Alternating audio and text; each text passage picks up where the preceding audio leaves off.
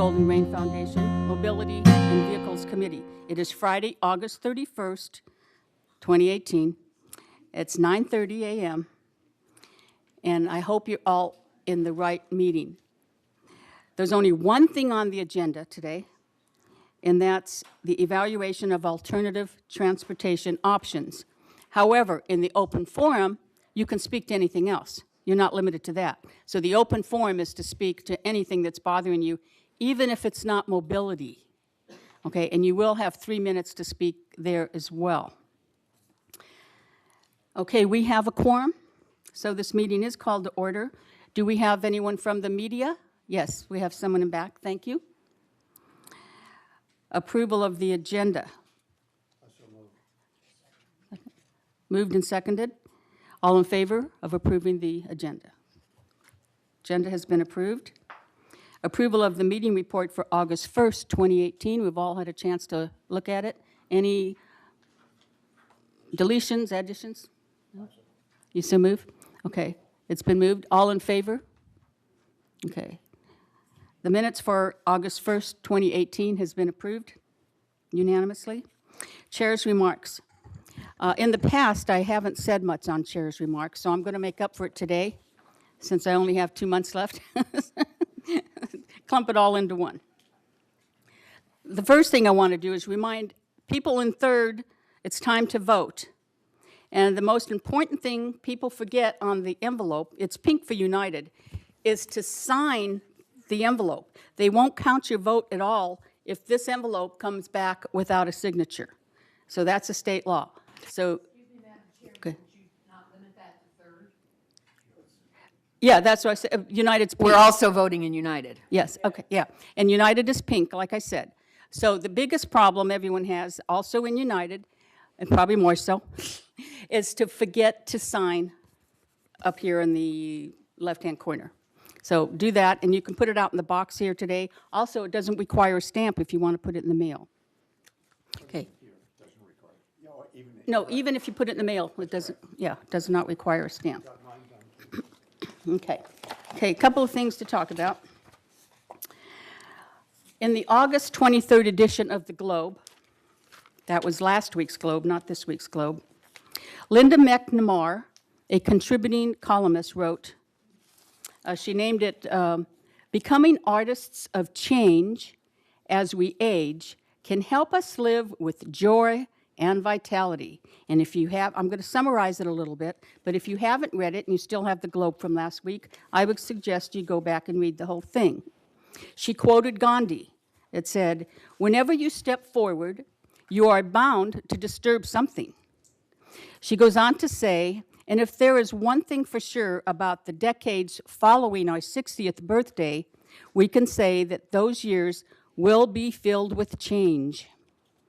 Some change we can anticipate, and some just catch us totally unaware.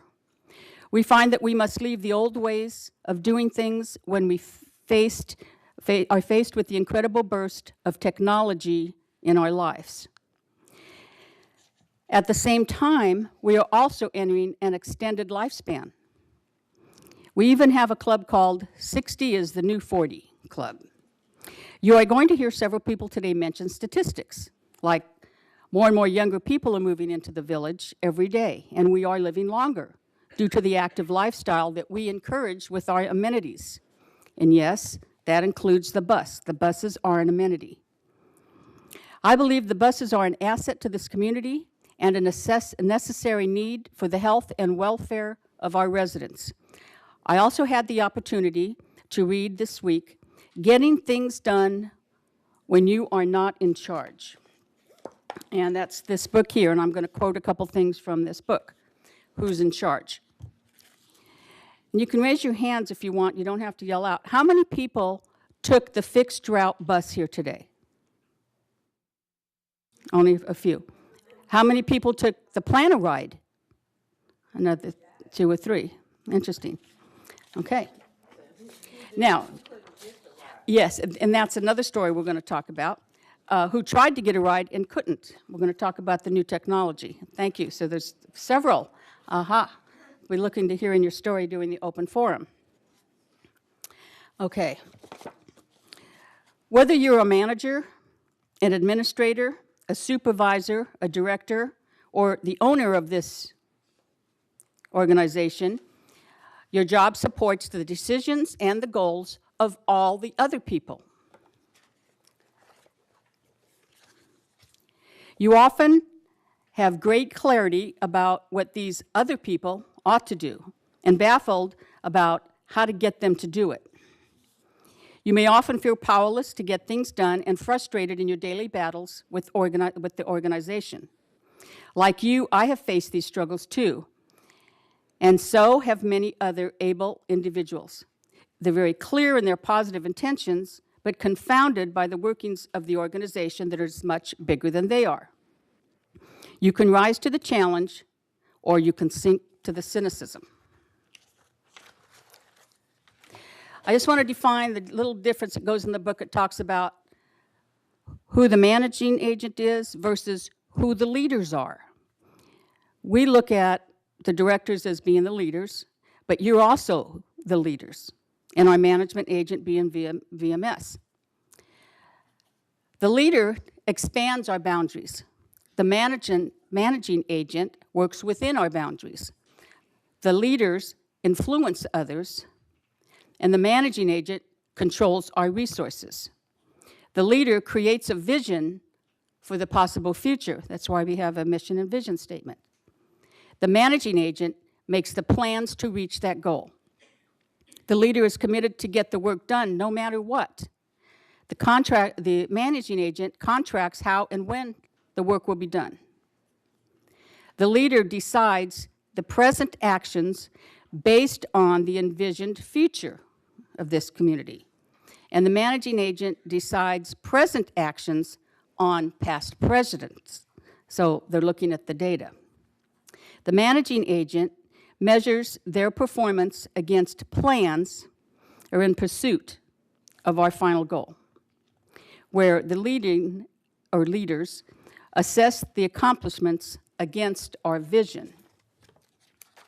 So, even in Davis Sterling, which we have, this little blue book, it talks about, it says, and this gets confusing, it says a managing agent is a person who works for compensation or an expectation of compensation, exercises control over the assets of a common interest development. Now that sounds like it contradicts our own trust and bylaws. So we have to find a balance there. And I would just like to say, keep in mind when you're speaking today that all of our managers are very talented and motivated. They came from a municipal setting where they had to meet the needs of all the people in the community where they worked. They didn't have to focus on just people 75 years of age and older, which, by the way, outside these gates is only 20% of the population. So in a municipality, you know, they didn't have to think about so many seniors. Here we're a concentrated mass of seniors, and so it's up to us to convince them to see things how we see it. So I'm asking you today, when speaking, give them a little leeway to adjust their thinking from city to senior community, so we can all work together to solve these problems and make the changes we need to make to accommodate all of the residents for the coming future. Okay, thank you. And now we will go to members' comments. Again, you can speak to anything that's not on the agenda, and you have 3 minutes. And who do we have, ma'am?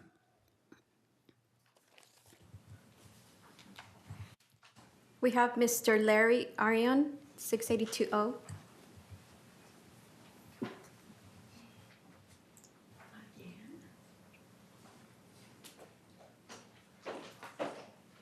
First of all, I want to thank the committee for having this special meeting, because I realize it's time out of your time and time out of our time, and I appreciate your consideration for the members. But I'm confused about something, and something came up at the last meeting that they said in the paperwork that we were given that by going to the 8-route system from the 12-route system, there was a $200,000 savings. Very commendable. 200,000. But then it also stated in there that because a lot of people wanted to go back to the 12 route system, that it would cost $1 million to do that. Somehow, these numbers don't add up. Maybe Mr. Harrell can tell me what I'm missing. That it saved 200,000 by going to the 8 route, but to go back, it would cost $1 million. Somehow, that just doesn't add up. There's one other thing that I wanted to mention. I said last meeting that the members of this committee somehow don't listen, and I want to prove that. After the last meeting, one member of this committee asked me for the revised route system that I had developed and given to Mr. The head of transportation up there, and he said, "I've never seen that. Can you get me a copy of it?" I said, "Sure." So I emailed a copy of it to him. I've never heard a thing. So it just reiterates my contention that the committee does not listen to the residents. He may want to address that later, but I'm not going to mention names, but he was given a copy. I got no information on it, and it was a revised and what I consider to be a much more logical route system. And we said that we would be willing to work with the committee to help develop new routes if they felt it was necessary, but I hear nothing. Thank you. Thank you, Larry.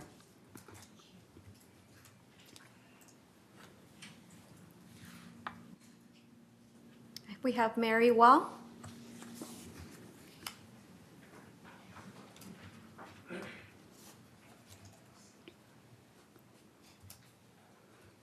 Hello, Mary Wall. Is this mic on, by the way? Yes. Okay, thank you, Madam Chair. Thank you for the meeting, Madam Chair. This meeting is called GRF Mobility and Vehicles Committee meeting. All the vehicles are included in the mobility. Well, listen, they used to be called the Transportation Committee, not the Mobility and Vehicles. And the equipment fund, the 7 million being spent on equipment, that's all the vehicles, buses, tangos, all sorts of things. It just doesn't make sense to me how we're not separating the buses from the rest of the vehicles. Anyway, I'll go back to what I went to the business plan, which is at the library, but I couldn't find all the copies I wanted. But I've got some figures here about the buses. And in 2014, the actual cost for the buses was 2,652,135. The compensation was half of that, 1 million, whatever, it's 50% of what the cost of the buses are as the compensation. Now, the bus drivers only get $15.83 an hour, and so I don't know where this money goes and who's compensated for the over the 1 million. Anyway, that's that. But the difference between 2012, which was 2,950,000, say 3 million, to what it was in 2018 is 245 million. There's a difference of 600,000. So every year, you've been knocking money off all the way down, 100,000, 100,000, 100,000, just decreasing all the bus costs. Now, why? We want a bus service here. In 2016, when we had the 7-day bus service, the plan in the budget book was 2,803,358. That's 100,000 less than what it was in 2012. Well, now it's gone down to 2,450,000. In other words, 400,000. It's gone down between 2016 and 2018. Where are these figures? I asked for the shared costs, and I asked for figures before. I never see any financials. Where are the financials for the buses? Thank you.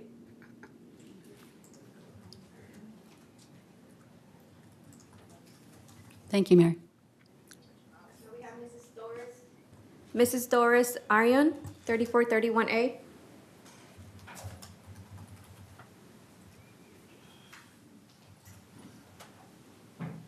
Thank you for this meeting.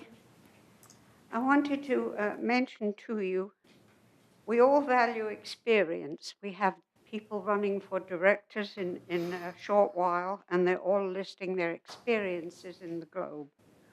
I'm wondering about the experiences of the directors of Golden Rain and the mutuals. I wonder how many directors ride the bus or have ridden the bus. I would be interested to know because their experience would be valid for their decisions on what to do. I ride the bus for necessity. I don't drive, and I lost my husband, and I'm 91, and I really value the bus system.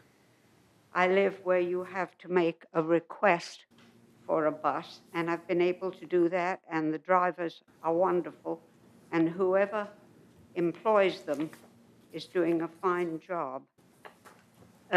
One of the things that perhaps some of us have difficulty with is if it's plan a ride, we don't all have the same cognitive ability anymore, and some of us don't remember when it's Friday. And so if it's suddenly Saturday, it's too late. You're out of luck until Monday. As for the phone, because I have to always phone since I'm a requirement spot, it's lovely when a person answers the phone. When you hear the recording that says, your call is so important to us, and you just wonder, are they being honest with us?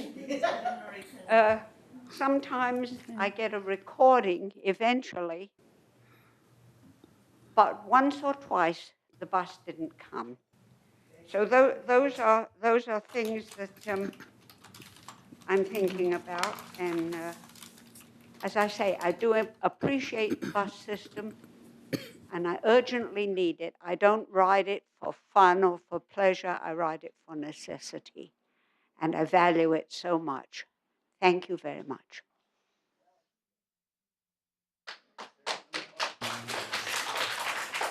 Thank you, Doris. Mrs. Patricia Gothard.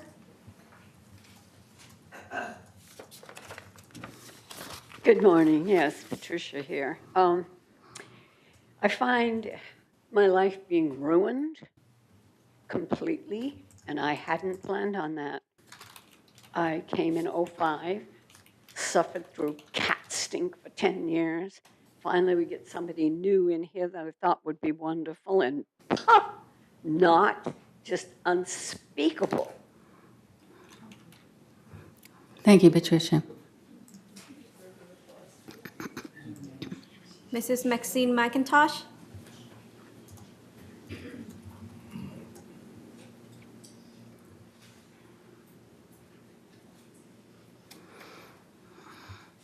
Good morning. Very happy to be here. I have some thoughts I'd like to share with you. Absolutely no criticism of the committee. I have no doubt at all about the members of the board, and especially your chairman, Judith Troutman, really always keeping in mind welfare of the community. No doubt at all. I'd just like you to look through the eyes of our most vulnerable part of our community. And I remember what a doctor told me. We will all eventually experience slow memory. Doesn't mean we have, or what he calls slow brain. It doesn't mean we have a diseased brain like Alzheimer's if it takes us 10 minutes or 10 days to remember something. If we remember it, that's just slow brain. But slow brain interferes as we get older with things that have to be taken care of at a certain time in a certain way with detailed steps for people to go through. That becomes a real burden for the very elderly, more vulnerable part of our community. This is a mutual thing, but giving you an idea of what our very elderly people can go through. Many of them have been using the laundry rooms in the different mutuals. And in United, when the amount was increased, it was doubled. The board didn't intend it this way. It just missed being planned differently. The amount was doubled in one day with no warning in the laundry room. People just discovered it when they went in to use it. And some of them have priced washing machines and dryers, and they just don't have the $5,000 to $8,000 to buy a washing machine and dryer and have the plumbing put in. Many, if not most, find this very frustrating, very hard on them because they thought they would always have good use of the laundry room with all the machines there. Washing machines have been displaced or removed completely. I've had people at my door complaining that now they have to use 2 laundry rooms, so now they're impacting somebody else's laundry room. It's very frustrating for them if they can handle the walk between 2 laundry rooms. A number of people, when I was riding the bus last week, told me that when they attended the special meeting last month at Clubhouse 3, I believe that was, I wasn't there, that they felt that the people running the meeting already had their minds made up, and they really didn't want to invite input from the people there speaking that might change their minds, but rather wanted to impart their knowledge and their reasons to those people. Well, I just wanted to enlighten you as to that information. And another thing I'd like to say is I have heard that we have 2 people from United running for the Golden Rain Foundation. I hope that the corporate members in their wisdom elect them because we have no members of United on the board yet, and I think they could really serve us all well. Thank you all.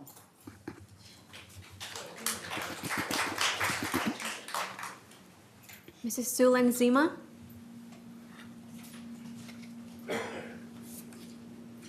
Sue Ellen. Suellen. What is the Laguna Woods bus system? It is not a village Uber service. It is not a frill.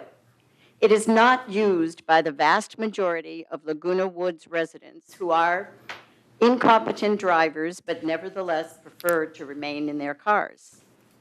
It is a true lifeline for approximately 250 elderly residents who need to get around. It doesn't replace any other affordable service within a few miles that is available to us. The Laguna Woods bus system is in need. It will never bring in money. It will never have a huge number of riders. If the 8-bus fixed route heritage bus system does not replace the stupid, time-wasting, ineffective system we have been burdened with for 2.5 years already, our bus system is doomed. Is it really so hard to make the changes necessary to make this bus system a vibrant, effective, useful transportation system once again? I have been riding our buses since 2010. On August 6th, I had a heart attack. I can no longer continue to walk from place to place to make up for what the bus system no longer does. Technology is fine, perhaps, but it doesn't get residents where they need to go. Are there any people left in the transportation department who care that the residents get where they need to go safely and efficiently? Today was a good example. I called and I asked, are there going to be extra buses for the meeting? And I was told, no, you have to do the plan-a-ride or you have to do the fixed route bus system. The fixed route bus system would not have gotten me here on time. But unfortunately, neither did the plan-a-ride. When I made the arrangement, they said, well, the only spot is 8:30. That's really early for me to get up. I got up, got out there, waited 20 minutes. I called with my cell phone, and now you get this long message about when there's bulky pickups in the village and all the other wonderful amenities we have here. And then eventually it says, well, no one can take your call, leave a message. You know, sorry, doesn't make sense.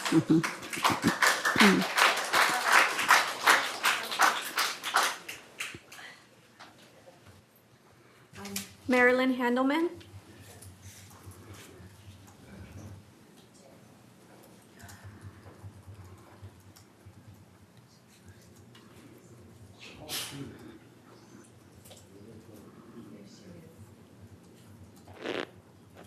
Good morning, and thank you so much for having this meeting. I recently had to give up driving. That was a very hard thing to do. I just want to know how many people. And I wondered how I was going to continue to live. Was I going to be a caged animal? Thanks to Plan a Ride, I can get where I have to go when I have to go.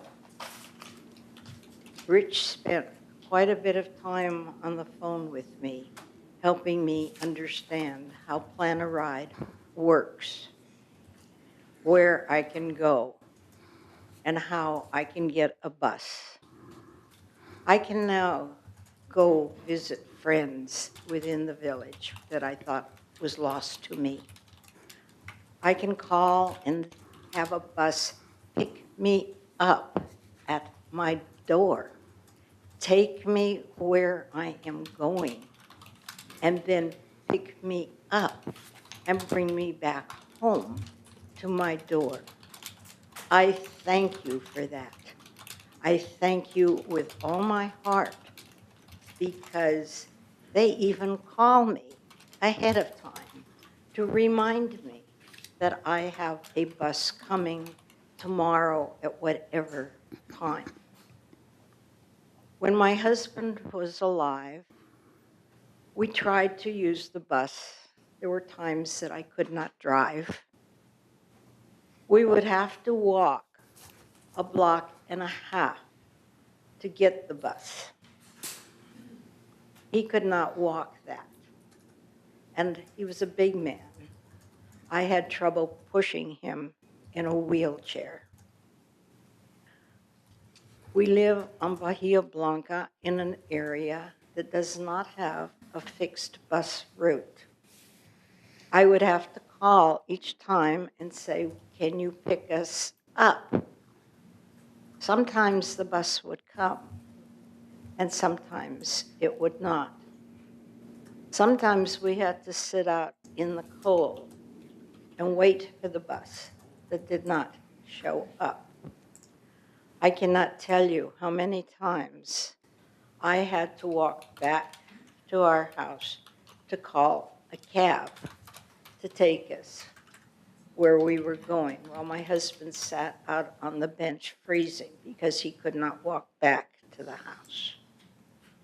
And so Plan a Ride to me is a lifesaver.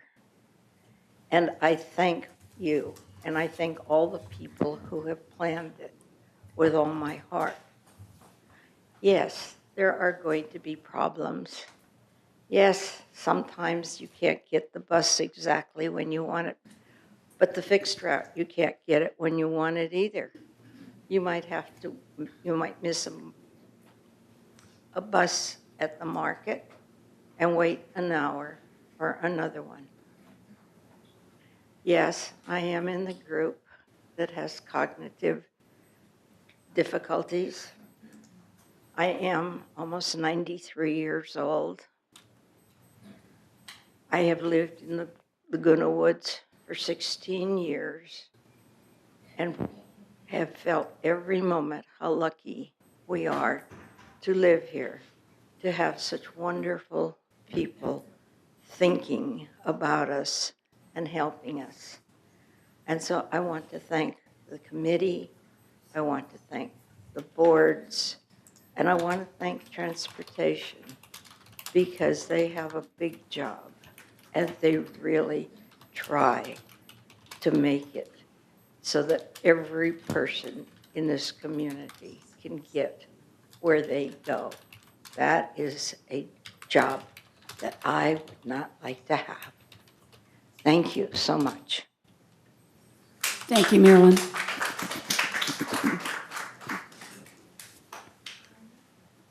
Gary Warren.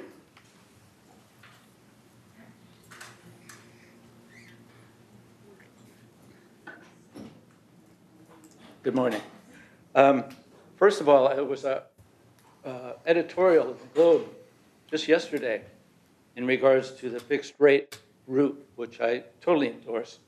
Of course, it's kind of tough to say that after everything was said about the Plan a Ride just now, but in essence, I think the the fixed rate schedule is something we should have.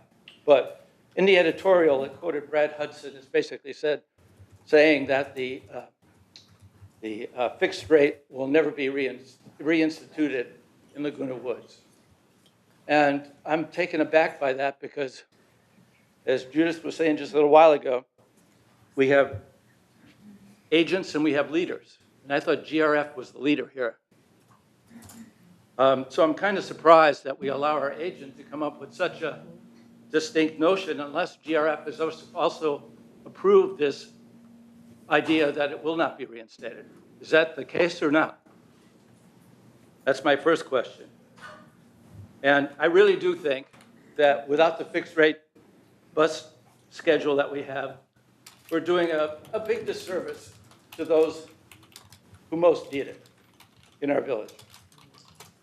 The other thing I'd like to talk about is in the last meeting, Judith mentioned something about Brad Hudson being able to find $250,000 to purchase new buses. Well, I really don't know who's running this outfit, but I'm hoping that GRF also was involved in that. Because my true question in that regard is, why didn't we use the federal grant program to buy the buses and save ourselves $250,000?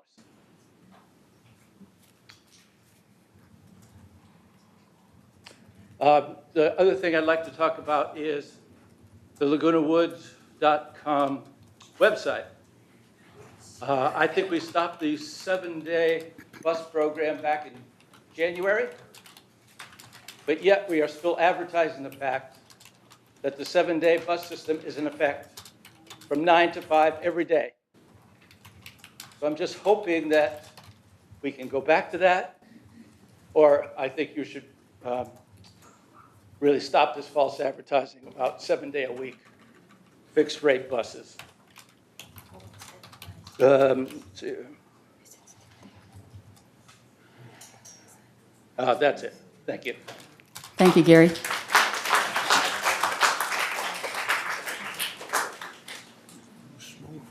Patricia DeLuna. I know. I know that. Yeah, I know.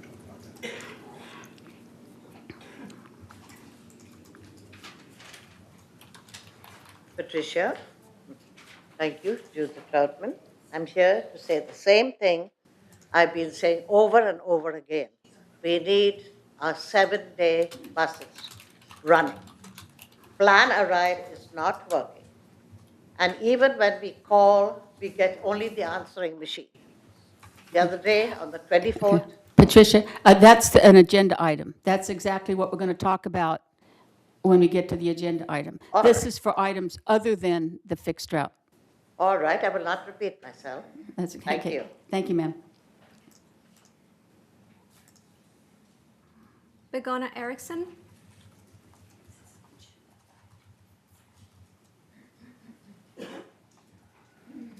I just wanted to talk about the trip, the shopping trip, and the other one once a month.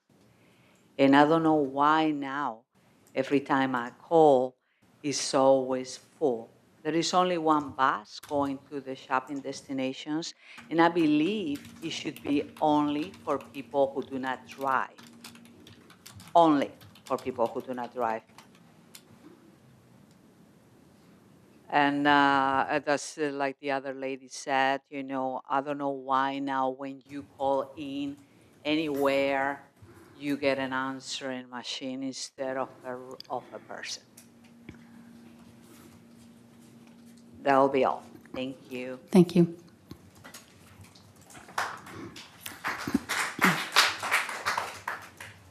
Helen Edelston.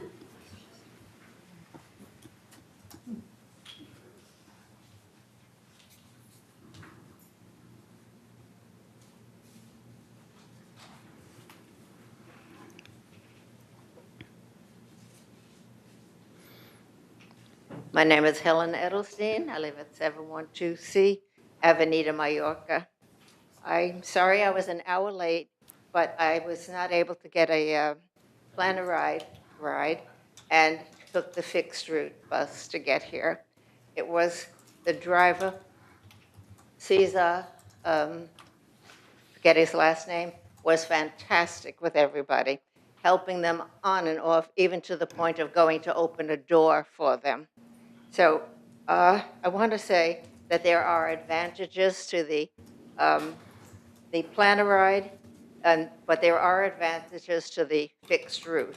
I want to be positive about this because we all reach a point where we mature and we have different needs than we had, say, 10 or 16 years ago when my husband and I first moved here. So I do find that the bus drivers are excellent and the fixed routes are a wonderful service that you know you can rely upon whenever it's necessary. And they know their routes, they know their passengers. And sometimes they look for them. In this heat, people will stand not quite at the bus stop, but under a tree for the shade or something of that nature. And they know the residents who use the buses frequently. So they're excellent. The thing is, we don't have them all the time. So that takes us to the plan a ride, which is going to be discussed today. But I would like to mention that I did call. I wonder about the 3-day necessity for calls, because sometimes there are clubs that people go to, and then for some reason they don't go. And I have seen, and this is on the part of residents, that they do not call and cancel their rides, which I think is not fair, not polite, and should not be. And I had a wonderful planner ride the other day, and so one woman just didn't even call to cancel, and I think that's very incorrect. So he's a new bus driver, but very alert to the situations, had a map there so that he knew exactly where he was going. And sometimes, not frequently, I have found the planner ride has been misinformed or is a new bus driver who doesn't know exactly where the pickup is supposed to be. But I do appreciate that, because the pickup planner ride, because there are so many activities in the evening that get us out of the house and give us the opportunity to connect with the rest of the community. So in conclusion, I just want to say more fixed route would be good. Trying to save money on something that was accessible to us when moving here. For instance, my husband and I moved here 16 years ago. So we're not exactly newcomers who came only because of the bus system, but we did use it on occasion because we only had one car. And I would like to say that the drivers of the buses are beyond believable. And the connection, I know that they're caring people because they do so much for the people. And I also know that the fixed route people appreciate what they do. And the planner ride drivers also have been very good. So I think, from my point of view, having both, but keeping the fixed route and having it available on a as-needed basis is also important. Thank you very much for your time and for listening. Thank you, Helen. Oh, one thing I just want to add, I don't know, I don't think the man before me was saying fixed rate buses. It's route, R-O-U-T-E. Mm-hmm. So can't help being a teacher. And, but I just didn't want it to be confusing that people were paying for this service. It's a route, R-O-U-T-E. Thank you. Thank you.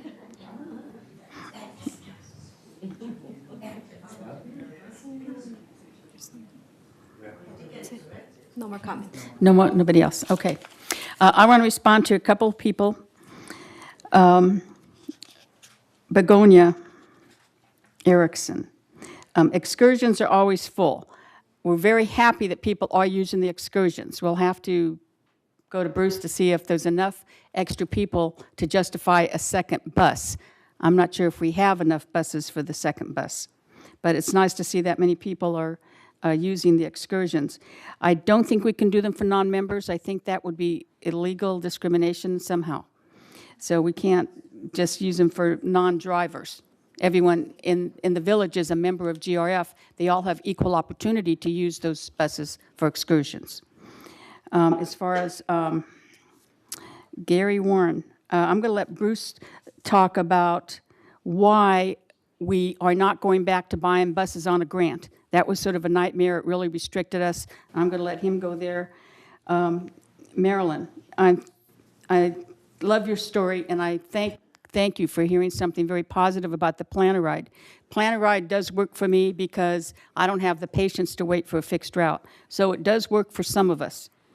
Zuellen, well, you had a lot to say, and I'm glad you're feeling better and well enough to come to the meeting today. And we are working on some of the things that you brought up. And I know we have a lot of new technology.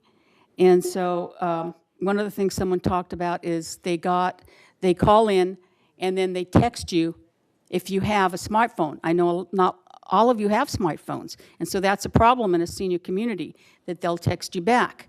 So one example is, this was a text that a rider got. It says, thank you for booking a trip with Laguna Woods Village Ride Now program. Well, I don't think it's Ride Now program. I think we were going to use that name when we actually got away with the having to call the day before, the 2 days before, and you're going to be able to call, get somebody on the phone. So it is going to go to the Ride Now program later, but I didn't know we were using that name now. But it says, you have booked a ride for August 31st, that's today, 2018 at 11:30 a.m. Your reference number is blah, blah, blah, blah.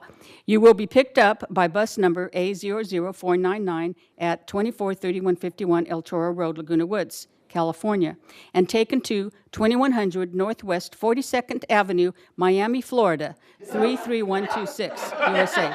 If you require any changes to, I guess this is a new excursion, so if anybody wants to go to Florida, you just have to call them. Anyway, I had permission. This was from, this is an actual text I copied from her phone that she got from transportation. Apparently, there's a lot of new information and a lot of new technology, and so it's a combination of user awareness, getting people trained to use the new technology, and getting the kinks out. And we've asked time again, yes, maybe we moved too fast to the Planner Ride and the new equipment before we got rid of the fixed routes. But I am encouraging staff to try to go at least back to weekends until we could get all this technology worked out. Maxine, you always have a lot of good things to say, and thank you for that.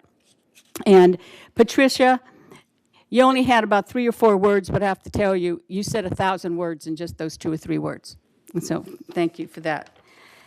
And, okay, Mary, about the financing. Yes, I have been sitting with our treasurer, Diane Phelps, and asking the same questions. She has she was going to be here today. I don't know what happened. And she was going to bring Betty with her to answer these exact questions, because we've been wanting to know exactly how the transportation finances are broken down. That's where the confusion is. It's the way they have them broken down. We haven't been able to figure out how to answer all your questions. What goes to maintenance? Yes, 50% of all of our operating costs are for salary, but we don't have a choice. Every year, we're forced to increase salary 2%. Even if everything else doesn't go up, we have to pay 2% more every year on salary. So that's pretty much industry-wide. Operation expenses are always 50% for compensation. And then, Larry, yep, again, we're going to talk about the 8 routes, going back to that goes back to finances to figure out. I'm still asking, where did we save the $200,000? Because that is not clear in the paperwork. So we've asked for that information, and hopefully we'll have it by the next meeting, because we only have one thing on the agenda today. But I'd like to go to Bruce first and then the other directors. Yeah, let me go to Bruce first. Madam Chair, directors, and thank you to the audience for showing up today, and those of you that are watching at home for the first time since I've been here. This meeting's televised. So just to address the question on grants, is that grants come in cycles.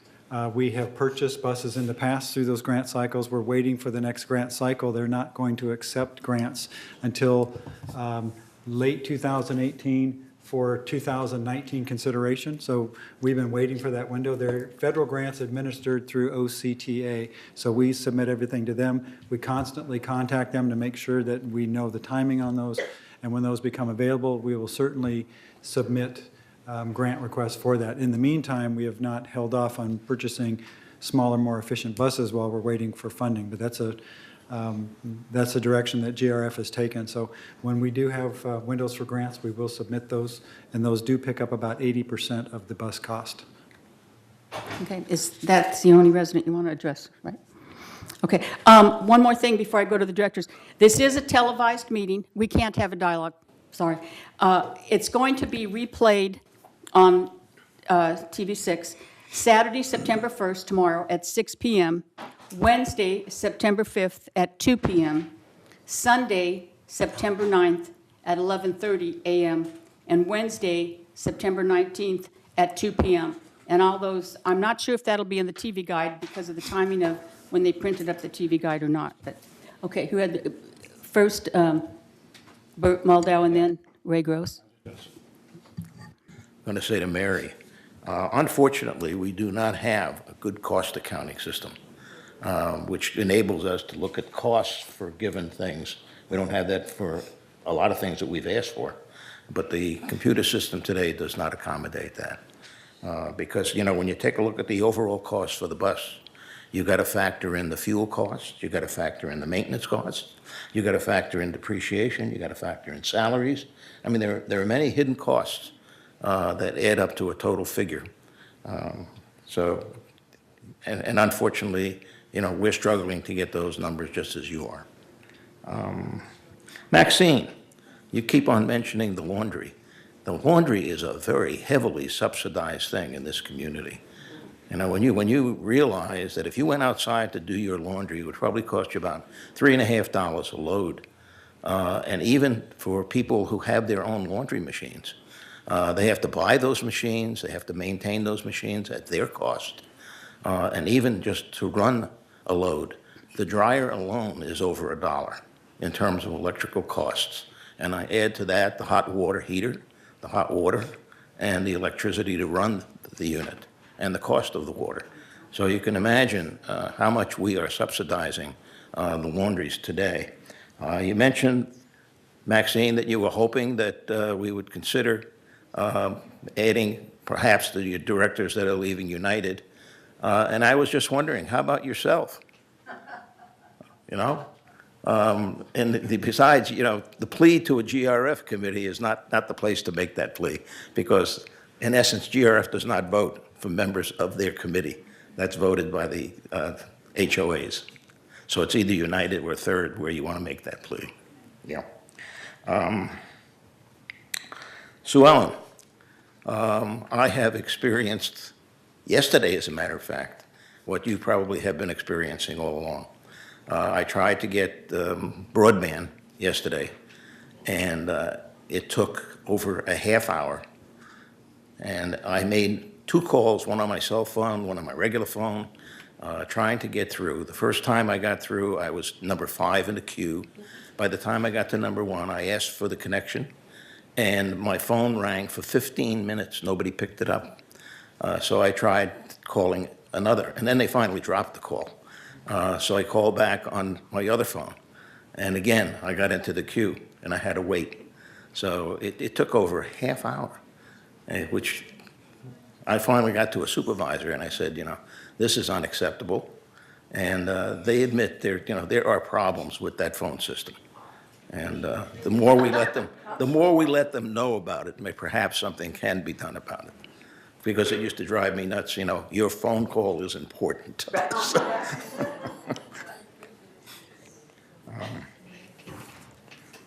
Okay, Ray Gross? Oh, are you done? Sorry, you're not done. No, I just wanted to say, you know, just the fact is that federal grant program is no bargain. There are strings attached, and sometimes the strings are not worthwhile. So it's, you know, we can put our requests in, but we have to look at those strings to make a final determination as to whether or not we want to proceed. Thank you.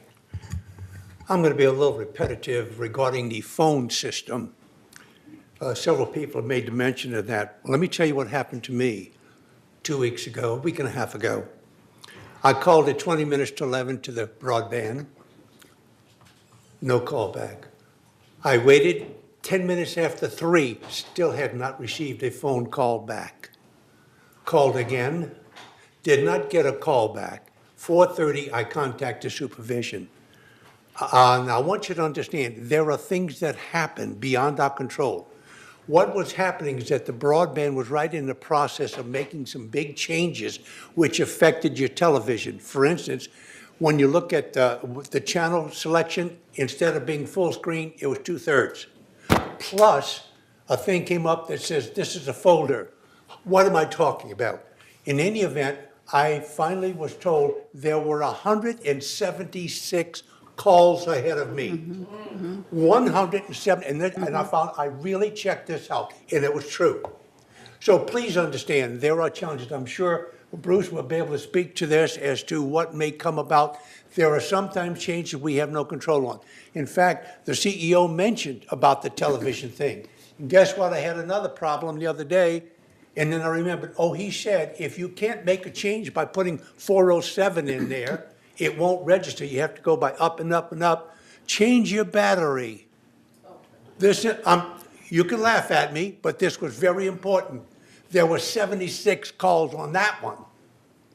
I checked on that, and people were still confused on it. And he made mention of it. It was broadcasted. It was written. Unfortunately, we don't see it all. We don't read it all. Please excuse me, but this was really important to hear what I had to say on that. Okay, you noticed, excuse me, Ray used the word change 7 times. I just want you to notice that directors are not exempt from experiencing these changes. Cash? Let me start by admitting that, yes, I did get a copy from Larry Arion, but the very day I had a bike fall, I'm not giving excuses, but I missed taking immediate action. I said, I'll wait until after this meeting and then put my teeth in, start biting, okay? But thank you for reminding, and thank you, I like that. I also want to mention Sue Ellen Zima's bus service is a lifeline for most of us, and eventually for me as well, because I'm not young anymore. We have to do something about it, and we will.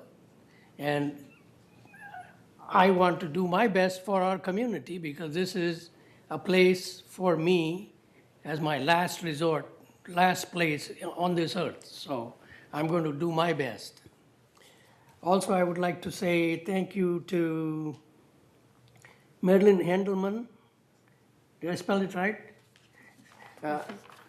Thank you for appreciating Plan a Ride. That is really good to get some positive response such as yours. And basically, I think we are trying, community is doing the best what we can do. Our management is very proactive, and they listen to us and do the changes, but changes take time as well. So please bear, and Bruce and Mr. Harrell will be working with us as the committee members to improve the system. I don't know which way, but so that it'll be more palatable for everybody. Thank you. I just want to add to that real quick. If you have something really important like that paperwork that was sent to Case, it'd be a good idea to send it to the chairman. He should have forwarded that to me as well, and you would have got an immediate response on there. Okay, go ahead, Juanita. First of all, just taking really quick notes here, I noticed that it's 4-1 people speaking who are United members as opposed to those in third. So I have always felt that we have the biggest number of seniors who need this particular amenity, and we are very aware and cognizant of it. You ask if directors do it. I'm a bus buddy, have been since the beginning. And I work very closely with, since we have started. I know there have been a lot of changes. Nothing works without a little hiccup here and there that we have to make changes for. I rode the bus this last week because they were slurrying, asphalting my cul-de-sac, and I could not get my car in and out of my carport. When I mentioned it to some of my neighbors, I said, well, I'm just going to call Plan-A-Ride. And they said, oh, yeah, you're a board director. They'll pick you up right away. And I thought, well, I don't want to do that. So I took the fixed route, and it worked just fine. I also want to speak to the excursion. Oh, I think that's better. I don't believe that the excursions should be just for those who don't have cars. Excursions are more than just a shopping trip. It's a social thing as well. And everybody in this community pays for those and should have an opportunity to use them. And if they want to go with 3 or 4 of their friends and make a day of the shopping or to the different sites that the excursions go to, then they should have that. If anything, I agree with Judith, maybe we should look at a second bus so that we can accommodate more people on those. So, is the bus service perfect? Absolutely not. Will it ever be perfect? Probably not. I've been on this board for long enough that before we ever got into anything like Plan-A-Ride or whatever, and it was just the 11 fixed route, 7-day, and I would sit in these meetings and hear people complain and complain and complain because they had to wait for a bus and it didn't, their quote-unquote bus stop, which we do not have, was not convenient for them, et cetera. So this is not a new issue. But it is something that the boards are continually, and staff, trying to balance out and make the best of. And I hope that you will bear with us and know that there's going to be constant change. Thank you, Anita. Anybody else want to return comments? Okay, John? Yes, thank you, Judy. One thing that has not been mentioned at all is cost sharing. Almost every activity in Laguna Woods Village is being financed through the use of our monthly assessments. Some of them may be tiny. Perhaps if you play bocce, the courts were fixed by the assessments here. With the cost sharing, I've been here for 25 years, it will be in December.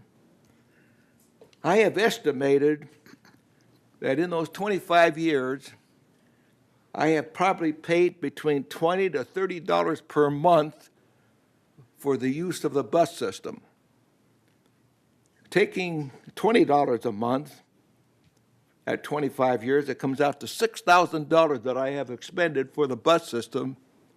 I think that when my grandchildren were 3 years old, I might have taken them a few times on the bus, and that's about the only time I've used it.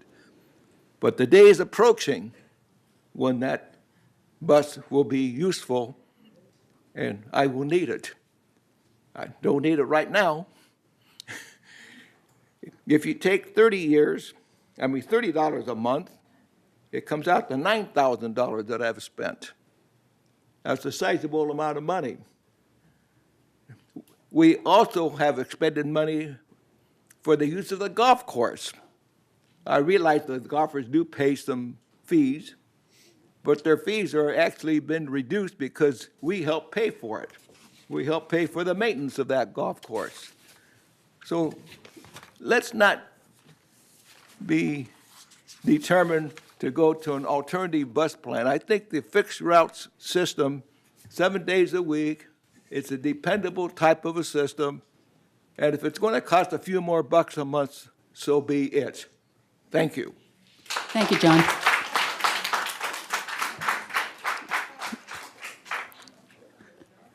Okay, if there's no more comments to the open forum, I'd like to move to reports, evaluation of alternative transportation, and we'll see what staff has for us first.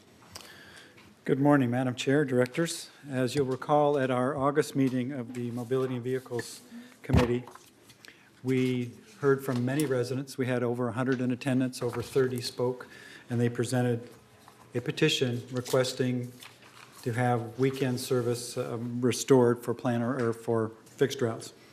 So at the end of the meeting, the direction from the committee and from the chair was to bring back alternatives to address those issues.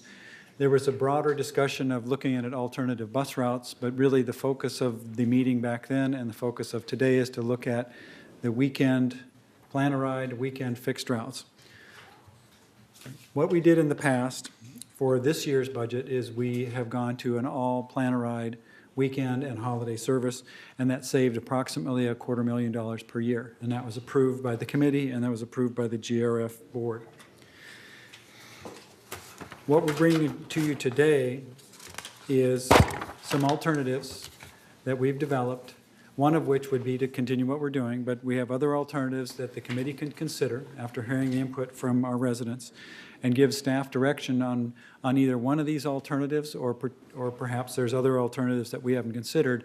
And what we would do is then bring back to the GRF Finance Committee the detailed exact costs and impact in per man or per month costs or impact on reserves if there's vehicles involved.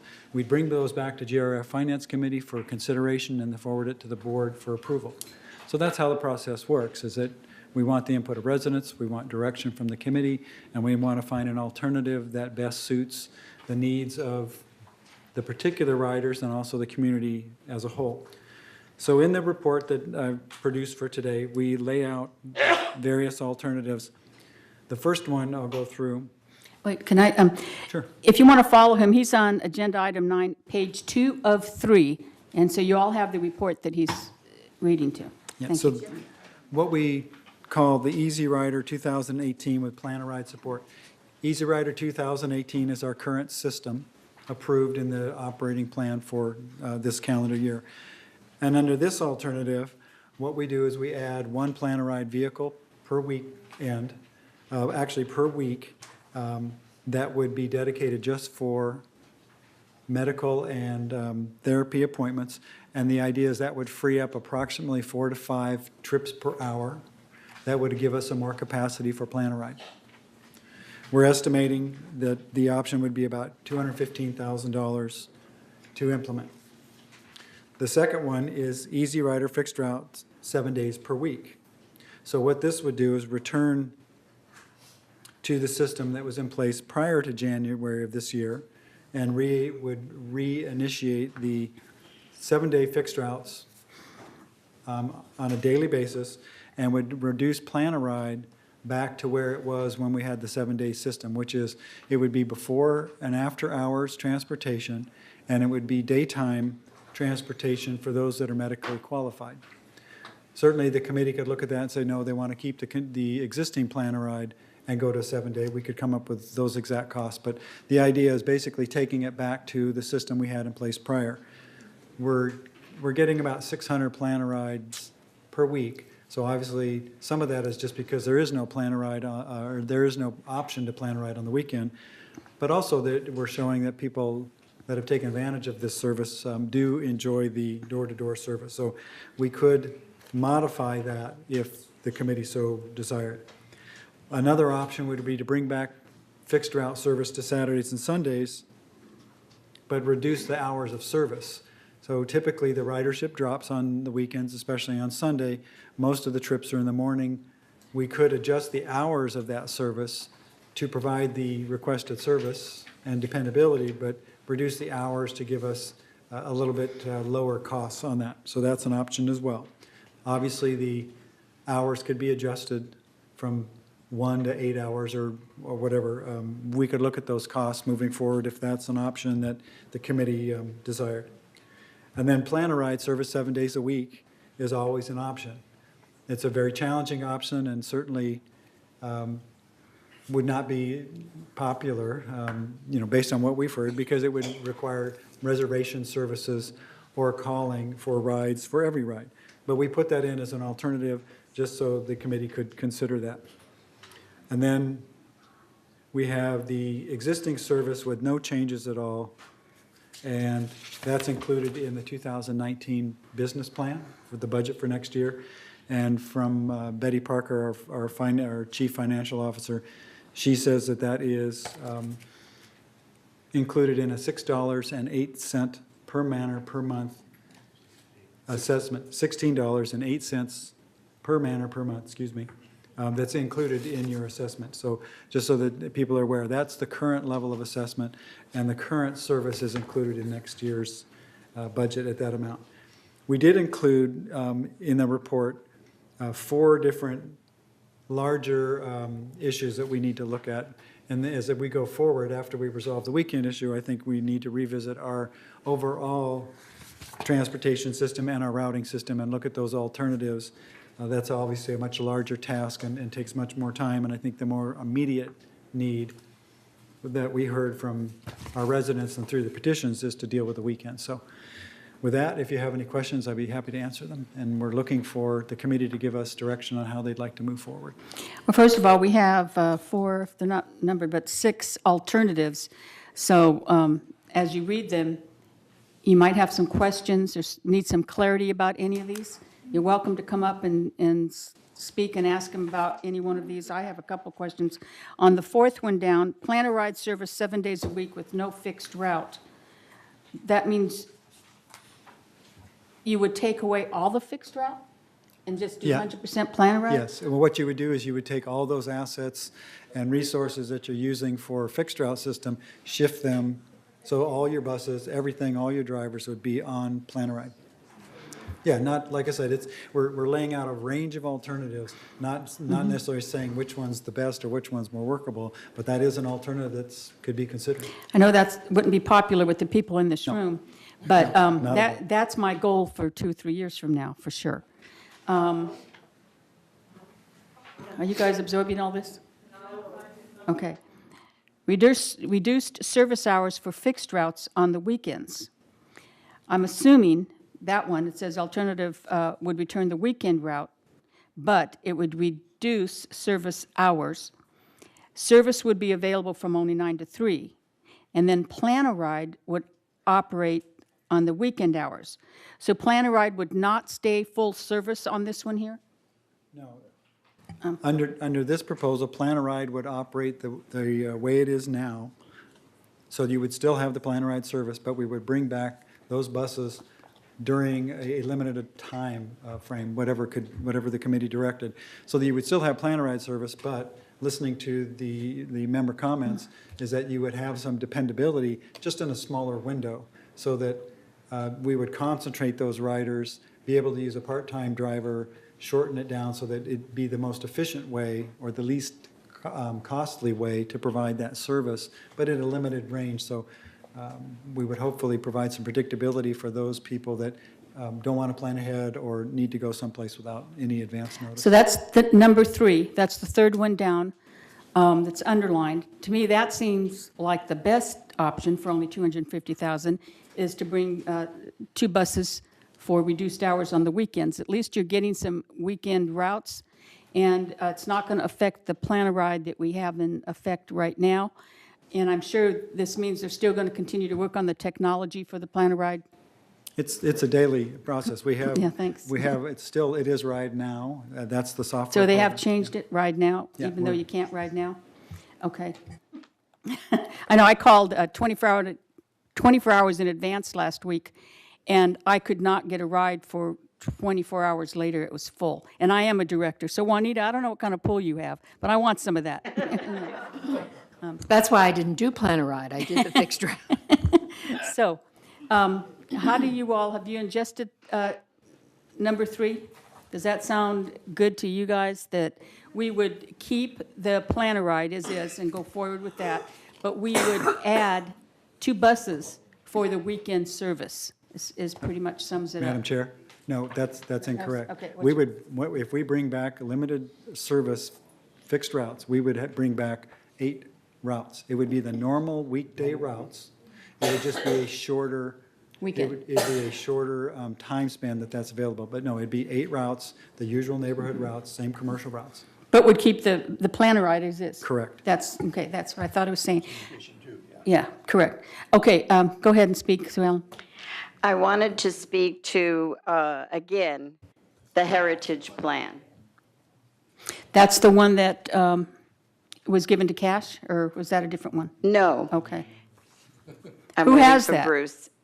Bruce, what I don't understand is why you can't implement the heritage plan very soon, if not immediately, because it's already been established. It would not do this one bus after another at so many stops. It would be more efficient. Why do we have to wait longer? It's 2.5 years now that we've been trying to make this failed system work. That seems to be a simple beginning of a solution. Would you like me to respond? Please, yes, you see, just a few. Actually, we've looked at that heritage plan, and we are going to look at all the possible routes. That heritage plan is not the panacea that you claim each time you step to the podium. We've looked at it. There are flaws in it. There are challenges to it. It's not the perfect plan. We're not where we're going to debate it here, but we're looking at that up against all the others. We'll see if there's things we can do to make that work. It's viable, but it's not the perfect solution just because it came from 2 drivers. And we hear it month after month. Right. But we try to make changes to routes on an annual basis because change is difficult. So what we like to do is look at it and then implement it January so that it's with a new budget. We can do the outreach that people need. We can't just change routes quickly and easily. You've seen that happen here. And it's very challenging to change routes on residents. So we will look at that when the committee's ready. We'll look at all these options. We'll explain in great detail how each one of these works. We'll take resident comment. And we will move forward with either the current system or other systems, but it's not a perfect system that can be implemented today and solve all the problems we have. It just doesn't do that. No, but it would be better. You're talking about 2019 to discuss this again? It's not in the 2019 budget. If it was going to be implemented mid-year, certainly this committee could recommend to the GRF Finance Committee and the board to make a decision mid-year. But typically, the last few years, it's been presented in November at Transportation Awareness Day, and then included in the next year's budget and implemented in January, so that there's time to do the communication, the outreach, the training, the working with residents. As you know, every time we change anything with the buses, there's a learning curve and a complaint curve. So we follow the committee's direction, and what we're working on now is solving the weekend issue, and we will look at these routes. But like I said, we're not going to implement the heritage plan today unless this committee recommends it to the board and the board so directs. Okay. Is my understanding that you could implement option 3, which is the return to the weekend fixed routes at a lessened amount of time and keep the plan right. You could implement that today, couldn't you?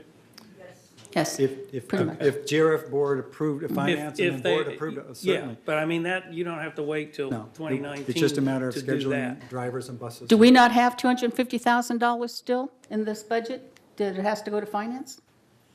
Yeah, there's not that in our operating budget, So no. we'd need like a It has to early go- release of funds for 2019? Well, that's dependent on the finance. Because Brad told me he found 250,000, but that was already spent on the 4 buses, the new 4 vehicles. No, the purchase of vehicles comes from reserves. It's part of the capital plan, and so that has nothing to do with the current operating expenditures. So okay, so number 3, it says $250,000. What is that for? Is it for vehicles? What's it for? It's primarily for drivers. Okay, compensation. Drivers and operating costs of those And gas vehicles. and So all that, okay. maintenance, fuel, drivers, staffing, that kind of thing. And what do you anticipate, going back to Roy's question, how much time before we could implement the 3rd one? if we I would decide? think probably 2 weeks after final approval, 2 to 4 weeks depending on scheduling, but probably 2 weeks depending on how many drivers we can get in and so forth. I don't think it's taking that long. We're not recreating routes. What we're doing is just scheduling the resources. Okay, so the next GRF meeting's on the 4th, but we don't have a finance meeting before then. So cash, Bruce, question to you. We have 4 buses dedicated for plan a ride, according to what you sent me, right? We have a total of 16 buses, 10 full-time drivers and 24 part-time drivers. So where is the basic bottleneck, or where is the hang-up for implementing total fixed route system? We have enough resources. Director Cash, no, so, yeah, we do have the resource. What I'm saying is scheduling those, making sure you have the drivers, making sure that we've got the buses scheduled for it. So there's no hangup. It's just a question of direction from the board, funding to do it, and we'll implement it. Whichever one of these is. These are all fairly quickly implementable. I don't think it takes a lot of outreach, a lot of decision-making. Is what we want to do is get a direction on which you prefer, get a finance approval, and we'll give them the detailed number. So once we know exactly which one you want to do, how you want to do it, we'll get it down to as close as we can, down to the penny, so to speak, and we'll get approval for that funding and board approval and implement it. Okay, I'm going to take the next person in line, Mary.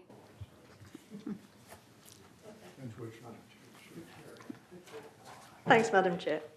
I'm getting tired standing. Mr.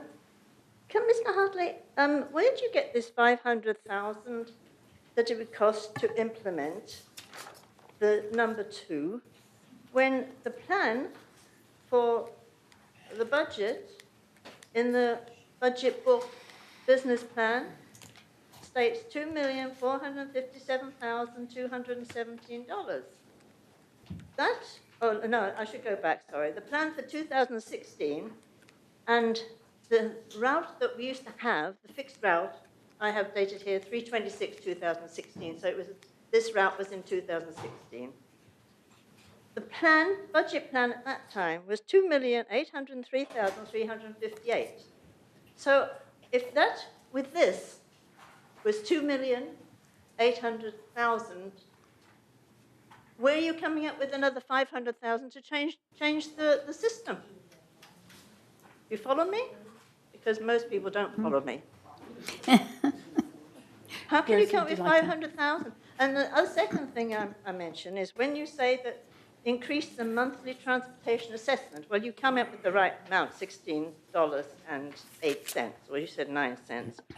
I presume this is going to be for all people who live in Laguna Woods Village, not just for the transportation people. But I'd like to know where your 500,000 comes from when the budget says this includes this. It says amount per month.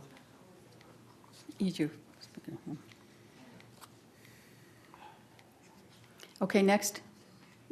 Okay. Gary, okay. Fixed route. Okay, this is Gary Warren. Fixed route, not fixed rate. Anyway, the reason I'm up here again, I just want to, the 250,000, we're talking that these grants are tough to get. Okay, we have the whole fourth quarter of 2018 to look into grants for 2019, correct? Can't you plan a grant in order to basically save us $250,000? My next question. The grants cannot be used for operational expense. The grants are for the purchase of the buses. Exactly. The grant window does not open until 2019. I thought you said that the fourth quarter of 2018 is the That's time when to we get your can, that's grants when in. we'll work on it, and then for 2019 grants. Try to save us $250,000 if you can. Well, the 250,000 is operational expenses, so unless there's a purchase of a vehicle in there, then we can't. I thought that was directly for the purchase of buses. No, he said compensation. What we're trying to do for most of these is trying to work within the vehicles we have. Okay. Because that's a very large expense. But Yes. anyway, no. So believe me, we watch the grants, and as soon as we can apply for them, we do. Okay, well, I want to make sure that's the case. No. Secondly, as far as the fixed route programs go, I never signed the petition to increase it to 11 or the 8 system that we have now because it just isn't functional. I mean, when you have 3 or 4 buses at one stop at the same time, it doesn't make sense. So why are we continuing to say that this is the best we can do? I mean, there's been changes in our neighborhood. Look at the mall over here, what's happening at the mall. Do we need that many buses at the mall? What about Aldi that moved in down here? I think there's more people that go there than the mall over here anymore. But what we have to do is change with the times. You talk about change all the time, but yet fixed route is a fixed route, but it doesn't have to be the same routes that we continually go all the time. Can't we improve that? They talk about the Heritage Plan. I don't know what the Heritage Plan is, but I know that the 8-route bus system that we have now is not functioning the way it should. And I think before we go into all these different alternatives, That's the main thing that we have to do is fix our fixed route program in order to make it functional for everybody here. We want to go where we want to go, not really where the buses dictate to us where we have to go.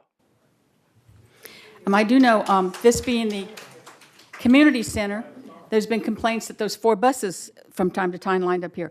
But if you look at the number, 1 east, 2 east, 1 west, they're all going to different places from here.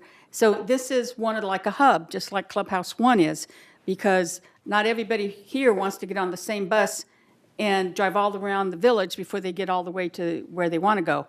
So when there's 4 buses here, they're all going in different directions from here, and so people have a choice which bus, like the city, which bus do you want to wait for?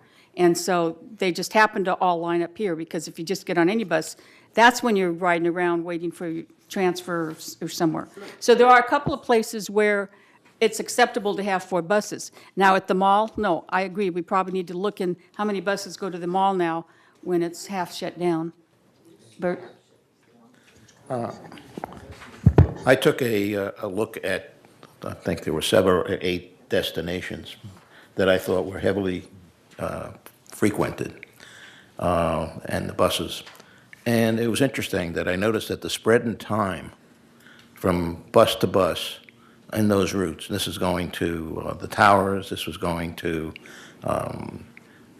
Clubhouse 1, this was going to here, it was going to the shopping areas. The spread between buses, 4 buses, sometimes ran as small as a couple of minutes, and sometimes as wide as maybe 8 to 10 minutes. And then the wait times would extend to about 50 minutes. And this was the case for all of those buses. And I suspect that part of the problem that we are encountering is, and why that is happening, is that we keep on sending all of the buses back to Clubhouse 1, okay, to start their routes. And, I don't know, I know that Bruce has probably been looking at that situation too. He's well aware now because I gave him that information. So that's something that at least we can cue in on, because that is probably one of the major complaints that people have. I mean, even here, I think that spread 4 buses in 6 minutes, and then you wait 54 minutes. Okay? Thank you. The next. Maxine McIntosh. Oh. Sir, Maxine is next. Did you turn your card in? He did. I'm so sorry. Yeah. She called Maxine up next.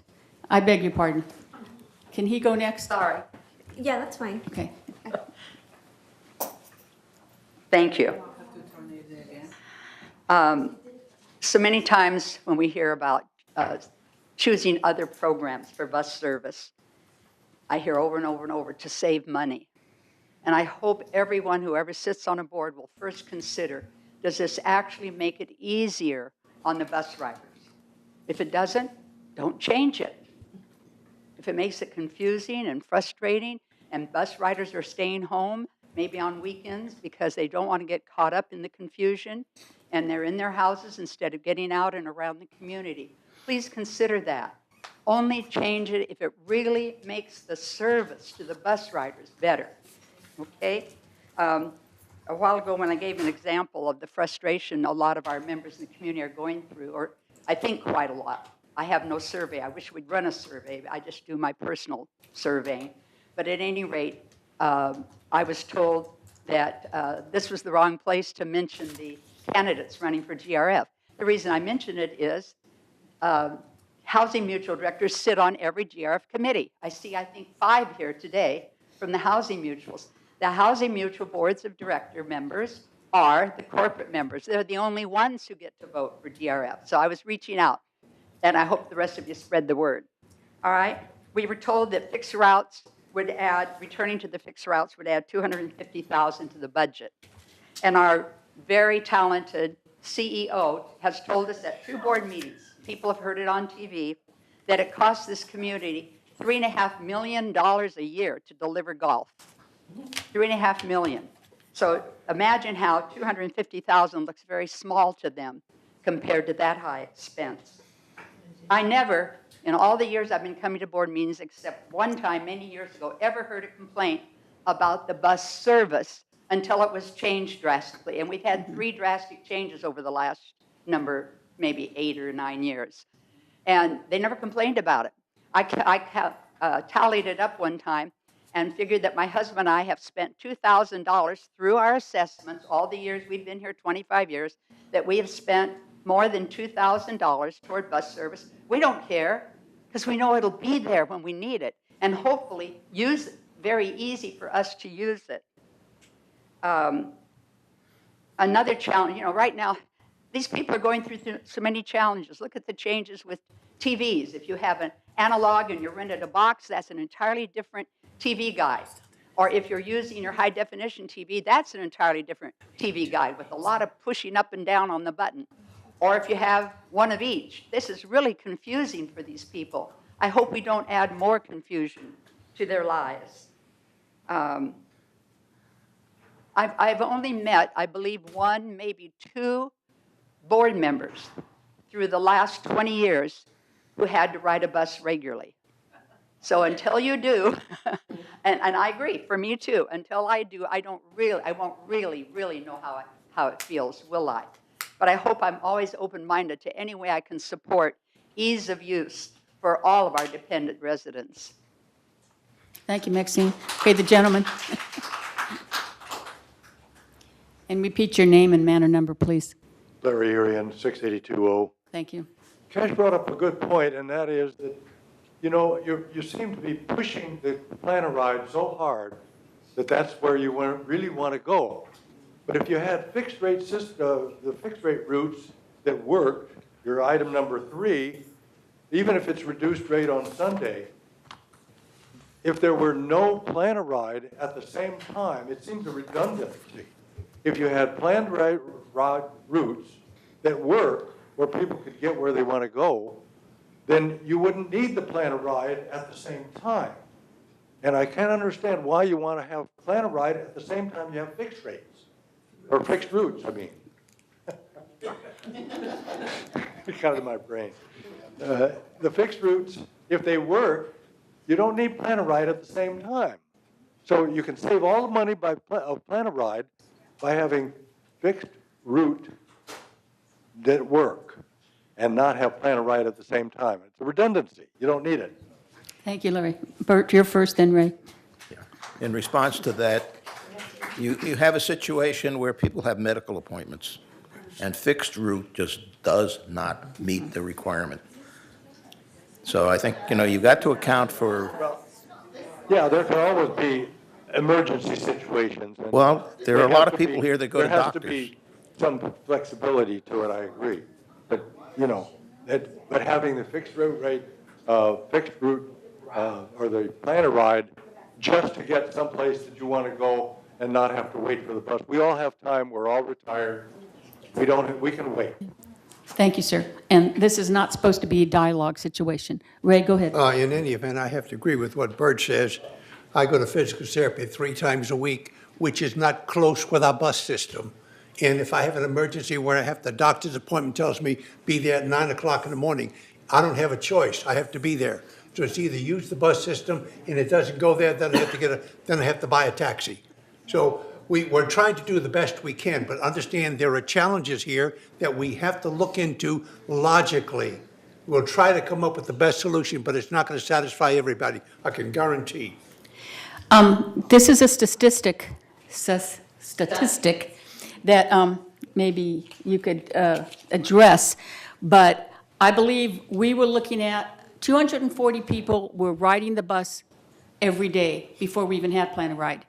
And now we have almost over 500, I'm told, Drew, and I'd like him to give us some statistics on that ride the Plan a Ride and bus together. So a lot of that increase, there's more people using Plan a Ride than is actually using the fixed route. Can you speak to that? So within the last 8 months, Plan a Ride has grown at a very large rate. By the end of the year, we're seeing a 20% increase in Plan a Ride. So residents do like Plan a Ride. For instance, when residents do have appointments at 8:30 in the morning, the fixed routes cannot get to that appointment at 8:30 in the morning. So what happens is they call Plan a Ride, and we're able to take them to their appointment at 8:30 in the morning. So it does have its benefits of having Plan a Ride. We are growing. with Plan Ride, which is great. We are having some troubles with the technology aspect of it, but we are continuing to improve that as well on a daily basis. So we highly encourage Plan Ride, and it's a great service. Thank you. Okay, next speaker. Begonia Erickson, 2384, 38. Okay, the system, like a lot of people have said, it does not work. You need, or we all need, somebody from a big city that understands that they are pedestrians, that fix a route or a service or different routes for us. Unless you are from a big city and you are a pedestrian, you don't understand. People from here, they are not accustomed to have a bus system just lately.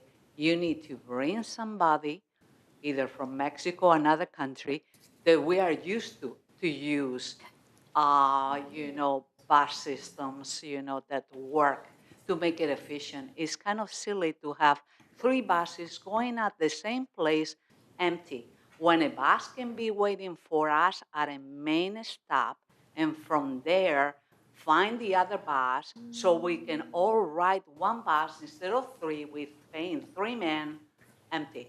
It doesn't make any sense. Thank you, Begonia. Thank you. And I'd like to mention, I do believe Bruce is from a big city. He's from a municipality. And the difference is we needed to, in a big city, there's only 10 to 20% elderly people.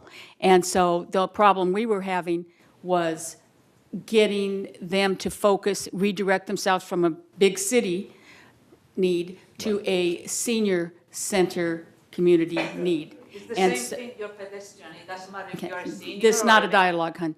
So, do you want to say anything else about your background? I worked for a local city here, but we relied on our own system for transporting seniors around, and we relied on OCTA for the public, for the general public. So they would have the choice of riding OCTA, regular buses, OCTA access program, or using our senior transportation for getting around the city and to our senior center. So it's a little different because our population, our senior population was a fraction of what it is here. But it's a similar system. You have fixed routes for people that can utilize those, and then we had senior transportation specific to that. So this is different. There's nothing like this in the world, I don't think. Thank you. I feel proud to live here because of that. Okay. Next. Patricia Gothard, 61Q. I do find it very difficult to get on this microphone. I was not raised to protest. I was raised to shut up and take it. Whatever shit was passed your way, pardon the word.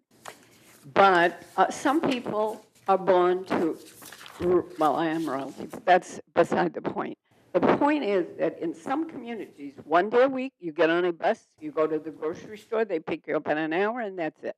And they're so jealous of us. Oh my God, we have buses, buses, buses. And so if you lived here 6 months, your attitude is, whoa, we have a bus every day. You know, if you lived here 26 years, you think, oh, God, I used to be able to go out at 7 and come back at 5 and have a great day and do 10 things. So it's all so mixed up. It's really amazing that you can even attack a problem and come up with half a dozen possibilities. And I don't want to always sound like I'm not appreciative, because I know you work hard. But at the same time, there are people that think, oh, I am so special, I have to be picked up at my door. And they also know how to milk a system better than I do. I was not taught to milk things. I was taught to get off my and do something for myself. And so the people that, when I first came here, was in 05, and so I didn't even know they had a bus system because I had a Subaru, you know. And then one day I crashed my car and suddenly realized she had a lovely bus system, and I was so fortunate. Then it started going to pot. Well, not that kind of pot, but pot in the sense of really bad. health-wise, I mean, now that I got my pacemaker, I can actually walk again, and I can even work in my garden a couple of days, but try and get there. I call, I have Siri, hey Siri, call Laguna Woods buses, and she'll dial them. And you leave a message, well, about 20 times. You know, I'm waiting at a bus stop for a planned ride. It's not showing up, and then they say, oh, well, we didn't have enough buses. Well, I said, I'm supposed to be at the ER. I'm not feeling well. Oh, we can't take you on a bus because, you know, that's too dangerous. I mean, you get these crazy answers when you need it the most. So finally, I called security, and within 2 minutes, there was an ambulance there helping me. But, you know, it's just so varied. I marvel that you can even begin to try to wrap your mind around it. And I do appreciate the idea of going on the bus. But I have access for a quarter. I can be at the beach before this route is going around to my house. You know, I can still get up and walk, but others that can't need more. You know, that's the way it goes. But I think taking advantage of system like saying, oh, you know, they can pick me up at the grocery store and I can just go right directly to my door and not have to go on the regular route. And I mean, in 15 years, people have done that every night practically. And I think that's overuse. So I'm just trying to be reasonable, but I have a hard time expressing reasonability. It's not like put on a black hoodie, smash the windows, get you away, or go to jail. You know, we weren't raised to do that. These young kids think, God, you owe me everything. Give it to me now. We want all. You know, I think we need to really thank you for your work and be grateful that we do have more than one day a bus. Thank you. Thank you, Patricia. You expressed yourself very well.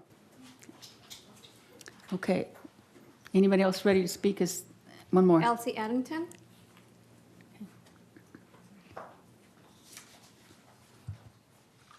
Hi, it's Elsie Addington, 2121Q, and I'm running for the board in United. Cheap shot, but that's not why I'm here. I'm here to support the bus ridership of Laguna Woods Village, of which I'm a proud member. I just want to say a couple quick things. One is I really, really love the east-west bus connection points. You know what I'm talking about? Okay, they're good for two reasons. One is obviously the people get on the right bus to go where they want to go, which is super. The other thing I really like about it is if you should miss your bus the first time, like it just didn't make it out of the manor in time and there goes the bus, you still have time to get to the transfer point to pick up your bus. So I really like that, and please don't let it go away. And then the only other quick thing is, you know that quadrant of El Toro Road and Moulton where all the churches, all that stuff is contained, right? The OCTA bus stop. We used to have at least one regular stop on the bus routes that was over in that quadrant. I'm sorry? Oh, I thought I heard something. Never mind. I'm hearing stuff. I really think it would be good to have a regular stop over there because now it's request only. And so getting there is not so bad. You tell the bus driver, I'd like to go to Aldi or I'd like to go to the churches or whatever it is. But then you have to call to have them come pick you up. And yes, you can tell them ahead of time, please pick me up at this time. But if it's crowded at Aldi or if the church gets out late or whatever the deal, I just think if you had one regular stop over there, then people could congregate to that stop without having to call. What was it, Moulton and what? The Moulton and El Toro intersection. Okay. The quadrant, I don't know if it's east, west, north, south. I mean, I'm a Californian. What's on the corner? I don't do that. There's a I think there's a gas station, but there's... The Arco on one corner and the I'm not positive. Or the Chase No, we're Okay. all Okay. Aldi's, Yeah, okay. Aldi and... Okay, thank you. There's an City Hall. OCTA, there's an OCTA bus stop here where that's a good stop. And then there's Aldi, and then the churches are just behind it. And that's accessible to the garden plots, you know, a lot of stuff. That's just a really good. So I'm just throwing that out. That was it. Thank you. I think staff took a note of that. They're going to look into that. That would just be great. Thank No you. big deal. Thank you very much. Appreciate it. Vote for me. I live in Third. Okay. This is June Greenwell. Next speaker. I'm June Greenwald. Hi, June. I live in the towers. I just want to point out one of the realities of the system that we have now. We have no buses this week for 3 days in a row, tomorrow, Sunday, and Monday, because of the holiday. This is unacceptable. And last weekend, I tried to get a bus on Saturday morning to pick up a prescription. I didn't know before noon, the day before, that I would need this prescription. I was told on Saturday there is no way I can get over to pick up my prescription. A bus could take me over. No one was available to take me back. I just think this sort of thing is just not acceptable. That's all. 3 days with no bus this weekend. Thank you. Yes, Bert? You know, this bus problem is probably not unique to our community. I have a sister who's 91 years old, and she lives in a senior community. And she was complaining to me a couple of weeks ago about how they've cut back on their bus system. And now, if she wants to go to the grocery store, okay, they do it twice a week and on a specific schedule, and that's it. So, you know, we're rather fortunate that we have a little bit more latitude here and have been exercising this. But, you know, the problem is similar throughout the United States, I think, okay? And that is that the costs keep on rising. People want to hold down their assessments. And one of the ways that we can do this is to try to find a more efficient way of servicing people. I would appreciate if Bruce would take the time to at least give some information with regard to the 4 concepts. Because somebody I know stood up and said he does not understand what the heritage plan is. So if, you know, you can cover the 1 route system, 11 route system, hub and spoke, and heritage plan, and give the people here some idea of what each of these are, be appreciated. He's on page 3 of 3. John? I'd like to make a motion that we go with alternative 3, but extend the time from 9 to 5 rather than 9 to 3. Second. Okay, so that's the third option here. Third But option. where it says from 9 a.m. to 3 p.m., you wanted to change that? Yes, because that's the time that the fixed route buses are running now. So you want to change it from 9 a.m. to 5 p.m.? That's the way the fixed route buses are running now. Is that 9 possible? to 5. 9 to 5 down there? Could we do that? No, yeah, we could certainly do that. That would, what we Okay. would basically be doing is reestablishing normal weekend On bus weekends. service. Yes, Okay. and so if that passes, then we would calculate the cost. And my motion, of course, is to recommend it to the GRF board. Yes, of course. And I second. Okay, first and second, Roy, okay. Okay, any discussion on that? Everyone understand where we're going? It's the third option, reduced service hours for fixed routes on weekends. We're going to recommend to GRF that we look for the $250,000 to implement this option as soon as possible. Would you like to speak to this motion? If you come up and speak now, you have to speak to the motion on the floor. You have to, No. Excuse me. well, we're in discussion first. You can amend it, that's, Mary, go ahead, June, it says June, Well, but that's Mary. Yes, I don't think any of these, number 3 or anything, is what we're asking for. We're asking for this bus route you took away from us. That's what we're asking for. We don't want any of these with $500,000 extra and all the rest of it, because you've got no justification. You haven't got any figures. There's no financials. We want the 7-day bus that you took away from us. That's what it's all about. We don't want any of these that you're suggesting. We are going back to 7 days. And okay, thank you, Judy. There's one thing I want to say about the lift bus and the B bus. This planner ride came in with Ken Hammer. He's lucky, he's out of it. Bye-bye. He brought that planner ride in.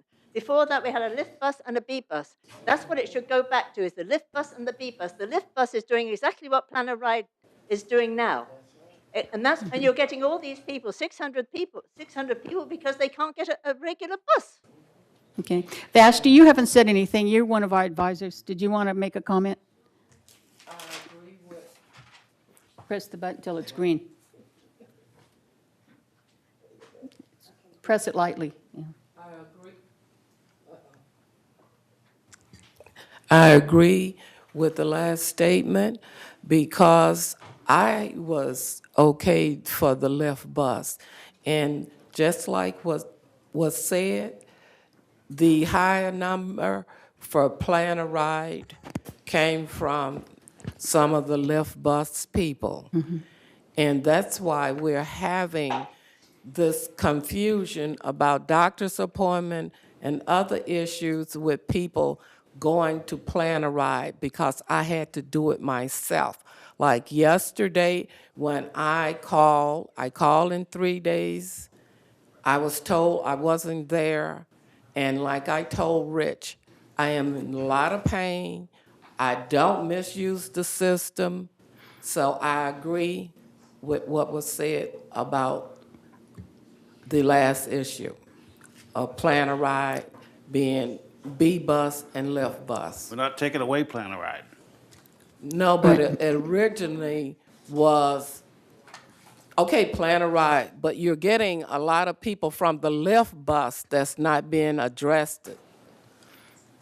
That's going to plan a ride. Also, for clarity, what she's saying, she had called one day last week for a ride 3 days in advance. And then, I don't know if they text her back or not, but when she called to verify for that ride, they said they had no record of her even making an appointment for that ride. Right. And it was, they wouldn't even send a ride for her. That's right. Even though they made the mistake. So we do have to have a little more training in our call center or wherever those phone calls go to. But I believe that's what the story I got from her earlier. Okay, John. Correct. Did you want to say something, John? No, okay. And as far as, I understand what Vashi's saying when we're saying, we're speaking for 400 people that aren't here that are using the planner ride. And Vasti is saying a good number of that 400 people that use the planner ride were using the lift bus, which is no longer available.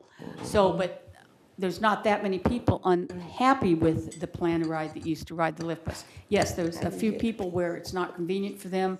I'm not sure what the situation is. Some is they can't get their basket on the planner ride or buy so many groceries like they used to and things of that nature. So yes, we're going to have to address those issues. How do we manage that change? Because to me, that's a big change.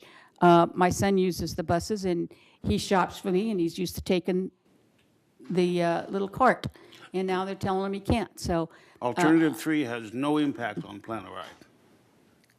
good. And that's the point I'm trying to make. So it's not going to be perfect, but it's going to be better than what we have right now. And this committee has already voted to send this recommendation to the GRF board. No, we haven't voted yet. Oh, we haven't voted yet? Okay. Okay, so the motion's still on the floor. If the people in line would like to speak to this motion, you may speak, but you can't speak to anything else. Okay, does anyone there want to speak to this motion? That's about having it 9 to 5. Okay, that's to the motion, which we may have it amended here. Oh, this is somebody else. Patricia Gothard, 61Q. It's, there are no experts that can be called upon to give a analysis or make a logarithm, it doesn't seem, because it's not being done. But, you know, Facebook knows everything I do from morning till night. Or the phone follows me, tells me how many steps I take at the end of the day. But we don't have access to that sort of data about our own community, I don't believe. We're getting more and more with who the new can computer system that the decide bus what's drivers really use? good for us? That's my question. Well, we're working on getting that data with our new technology. That's one of the things, we're getting more accurate data. Do you want to speak first, or did you want to amend something? Well, yeah, I do want to amend it. I would like to see that the weekend bus service, rather than the bus on weekends every hour, provided every other hour for the weekend service. And during the interim period, when the bus frees up, you can use that for plan a ride. That's a possibility. So how would The other this- thing I would like to also talk about, just briefly, is the fact that the buses bunch up. And I was just wondering, since they all go back to Clubhouse 1, if we would, rather than have them all leave at the same time, if we would have a set of buses leave on the hour, another set of buses at 15 minutes after the hour, another set of buses at a half past the hour, so that we would spread them out and try to avoid that clustering that we're getting. Can we have silence so we can hear the director speak? I don't know whether they've looked at that to see what that would do, but it might help reduce the clustering and the wait times. Okay, Ray? It would seem to me that if you have to have a bus ride now and you want to make it 2 hours later, what happens to that bus rider for the hour? He sits on his whatever? No. What would he be doing? Plan a ride. Oh, he changes from the one bus to the plan a ride? No. That's Okay. confusing, no. I'm sure that the staff will look at that option. Go ahead, Maxine. All right. What was the amendment? The motion is to recommend number 3, option alternative number 3, reduced service hours for fixed routes on weekends, that particular paragraph, but we changed it from 9 to 5 instead of where it says from 9 a.m. to 3 p.m., it will read from 9 to 5. That is the motion that's on the floor. Madam Chair. Well, it's There also was- to return the fixed route system on weekends. Don't forget that. That's what everybody's been That's what it says. the 9 a.m. to 3 p.m. But right now. Well, then that's another alternative, that's another option. It's not this, it wouldn't be this one. And to do that, okay, Madam Chair, I can. go ahead. I can Clarify it again. Yes, is that what's being proposed is bringing back the 8-route system on Saturday and Sunday, and there was a change to make it 9 to 5 rather than 9 to 3. So that reestablishes exactly what you had prior to 2018. 9 to 5 service, 8 routes, no change.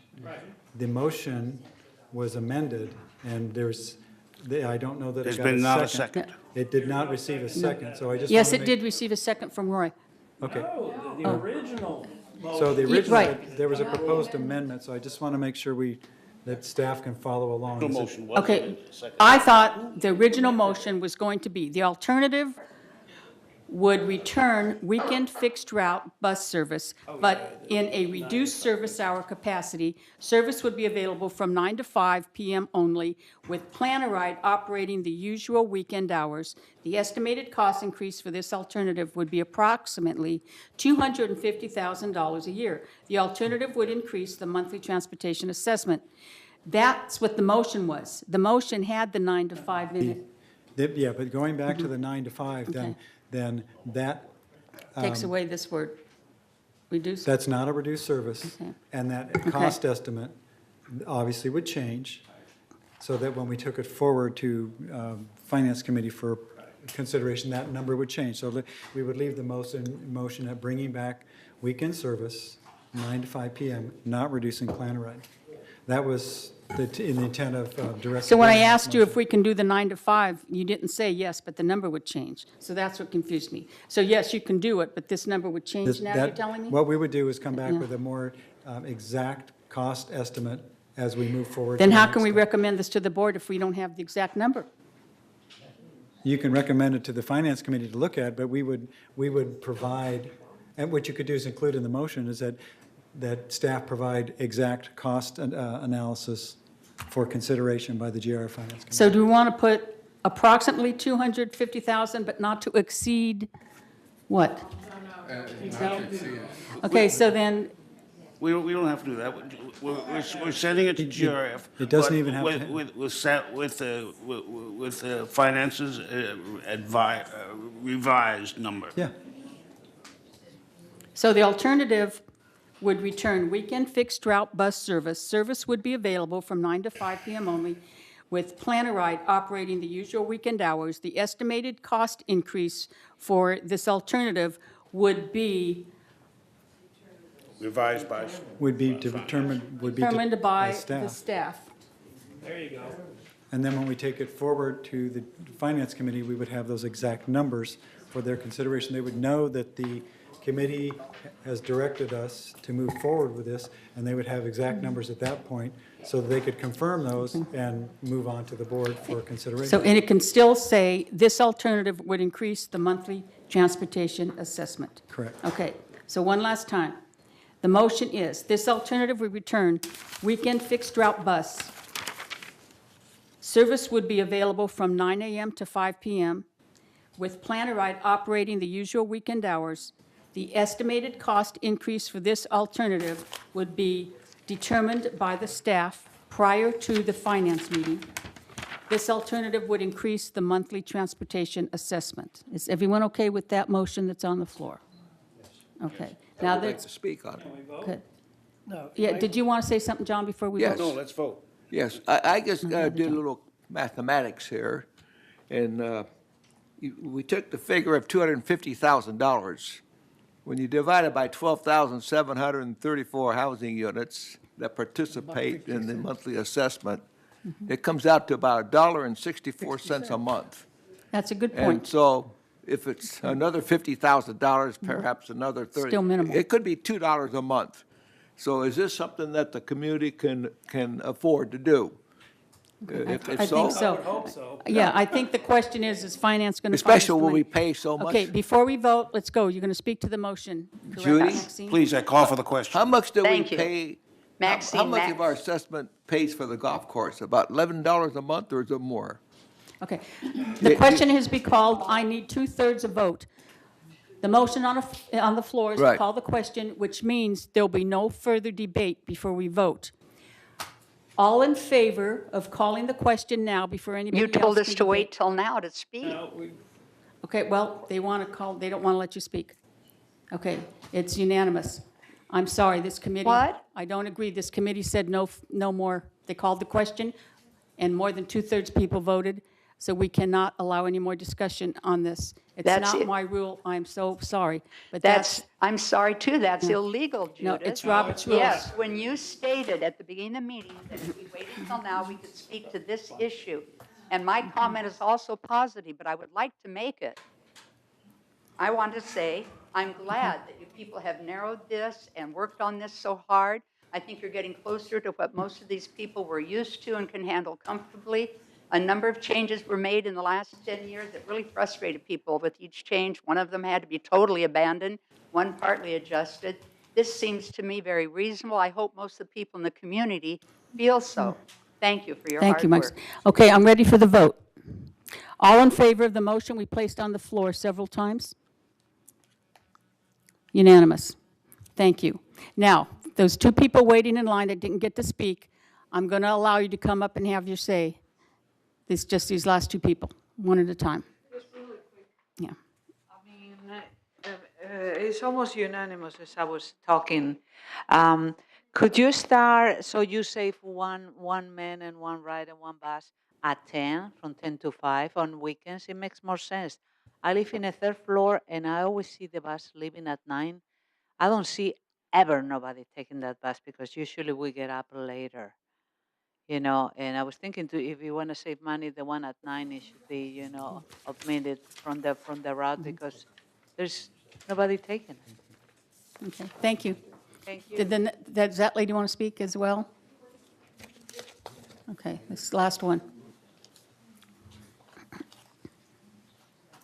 Harriet Fillmore, the Towers. This is positive. The buses are a necessity, not a luxury. Endless hours have been spent on this broken system. Now I'm totally confident that you will fix it. Thank you.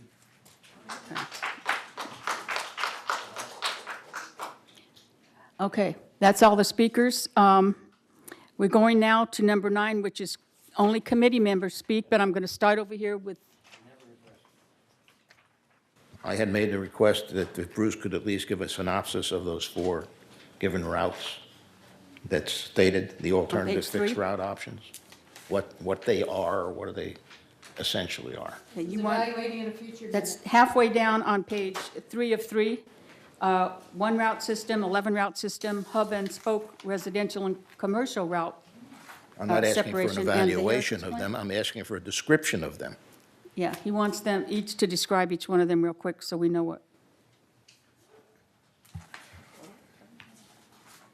Madam Chair, Directors, the one route system takes the 8 buses and has them follow the same route. So there's not 8 routes, there's one route, they all go the same path, and what it means is that a bus travels along that path at a higher frequency. So no matter where you stand in the community, a bus comes by, you get on it, it goes everywhere a bus currently goes, or if we amended the route, it would go everywhere the bus goes. There would be one following behind. And you could add or delete buses from the route to affect the frequency that they go by. Assuming you put 8 on it, maybe it's every 20 minutes or 30 minutes. If you added 10, it would go down. If you took some away. So that's in general what that system is. It's got some challenges. All of these have challenges and some details, but most of them sound pretty good at first explanation. The 11? Bruce, would they have fixed stops or anywhere along the way? No, no fixed stops. In other words, it's the current system of wherever you stand is your bus stop. Thank you. And there again, these are not refined. In general, they're not refined down to the detail level of the what-ifs. And that's something we would do in the future. Actually, I had it included in the report. I cut it down because to speed the meeting. I did have a description. The 11 route system obviously is the historically preferred system that was in place a few years back, and that went a lot of different places, required transfers, but a skilled rider could move about the community very efficiently if they knew how the system worked and knew where to transfer and could get to different areas. The hub and spoke residential commercial route system, I had to give a name to Director Moldau's idea, so that I created that. As I was writing the report, he provided an idea that we've looked at in a different format, but basically you have different routes that service a central hub. They would overlap, so you might have 4 different routes that all overlap at some point, so you could transfer between the routes, and you could transfer to get to commercial. But it wouldn't mean you get on a bus that goes through all residential, then out to commercial, then back. So that's kind of synopsis of it. It would group similar stops or similar geography together to try to make it more efficient. It's a system that would take about 6 buses instead of 8, and based on his prediction, would be about a 20-minute cycle. Obviously, that changes depending on who's getting on the bus and what their challenges are, but that's the hub and spoke. There's different iterations of that, but that's the idea that you had brought forward. And then the heritage plan is a concept that was generated from 2 drivers and that Ms. Zima speaks to, and that's a plan that eliminates the 4-bus overlap, a lot of the neighborhood system, and actually goes back to a system I think was used predominantly on weekends in the past. That's kind of a more efficient system that addresses some of the current issues we're having. So that's the 4 that we put in there. Obviously, if there's, we've discarded some other ideas that just blatantly don't work. We're always open to suggestions, but those are the 4 we would bring back at a future meeting. You're welcome. Okay.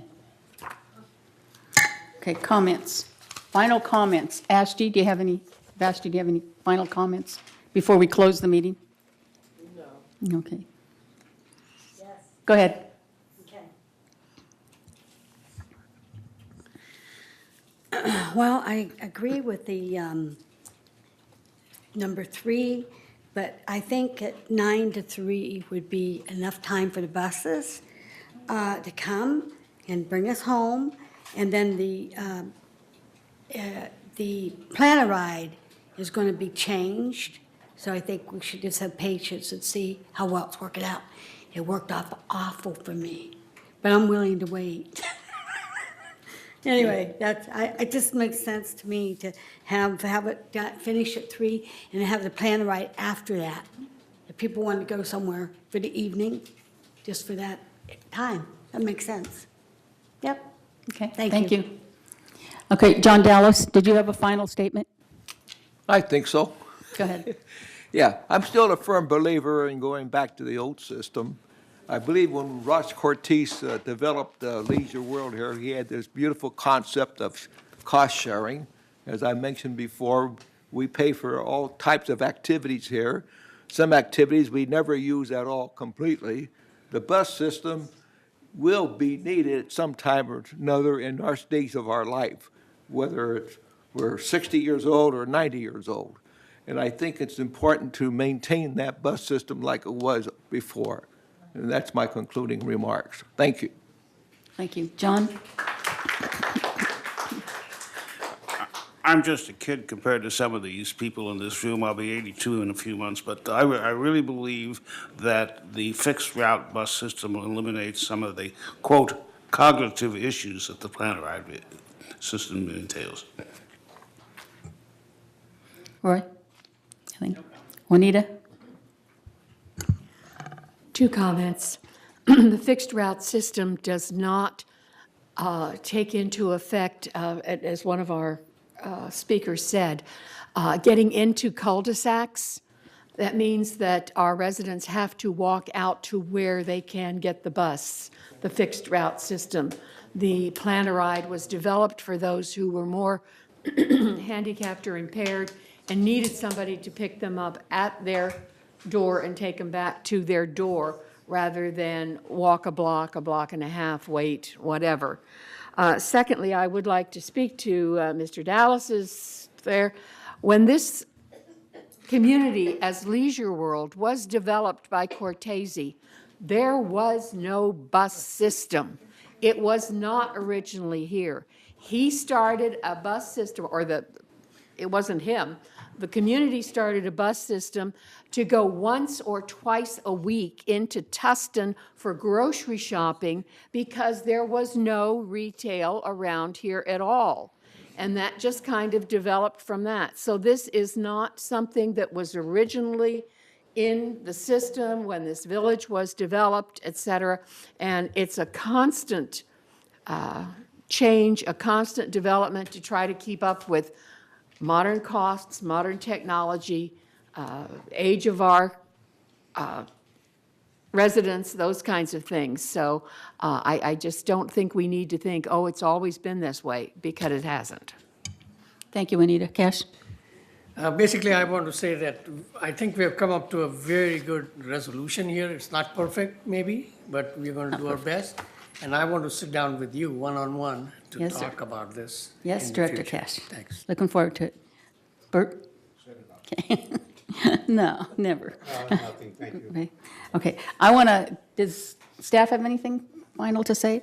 I just want to thank everybody for, I'm really proud of all of you because you all handled yourself well and, you know, you all paid attention and gave us respect when we were speaking, and I really appreciate that. It helped the meeting go by. I do want to apologize for Robert's rules, but Joan's back there and she knows we have to follow Robert's rules, and when somebody asks for the question, calls for the question, we have to immediately stop talking. And I'm a strict follower of Robert's rules, and I didn't have a choice, and my head would have been on the block if I didn't. So I apologize for any inconvenience that posed to others, but we do, or at least I'm a director that tries to follow those rules. Our next scheduled meeting is going to be Wednesday, October 3rd, right here in this room. And if there's no other business, I adjourn this meeting. It is 11:38, according to my phone. Thank you for coming.